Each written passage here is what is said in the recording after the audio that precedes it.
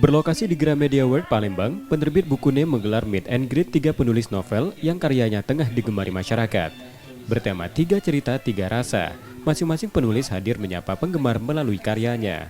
Mereka masing-masing Suci Dharma dengan judul buku Cahaya Suci, Fajar Sulaiman dengan bukunya berjudul Sunyi Paling Riuh, dan Wahyudi atau lebih dikenal Roman Saku dengan buku Dipaksa Pasrah Seperti Yang Sudah-Sudah. Menurut penerbit, ketiga buku tersebut merupakan cerita fiksi dan dibuat oleh penulisnya dari pengalaman hidup yang banyak dirasakan orang pada umumnya, seperti kegagalan dalam suatu pencapaian dan cara menyikapinya yang memiliki motivasi. Melalui acara ini, penerbit mengajak kaum muda untuk menuangkan ide inspiratif yang dimiliki dalam sebuah karya atau tulisan. Mungkin kalau sekarang kan self healing tuh lagi ramai seperti tadi aku bilang.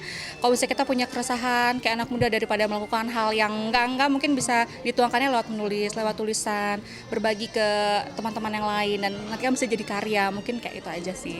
Mungkin kalau yang bukunya Roman Saku ini bisa dibaca semua usia, tapi mungkin lebih ke remaja ya. Kalau yang Cahaya Suci red agak dewasa muda, remaja dewasa muda. Tapi kalau yang Sunyi Paling Riuh itu bisa dibaca ke semua umur.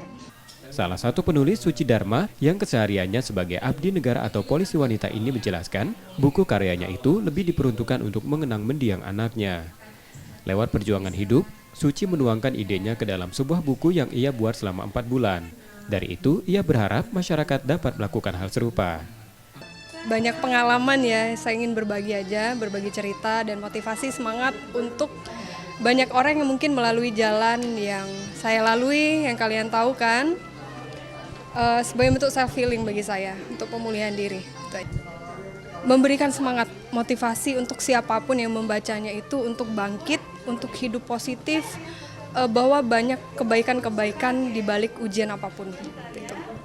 Meet and Greet mendapat tanggapan antusias remaja yang juga mendapat buku gratis. Reski Oktora, Muklas Diferensial, Kompas TV, Palembang, Sumatera Selatan. Ya, sekali lagi.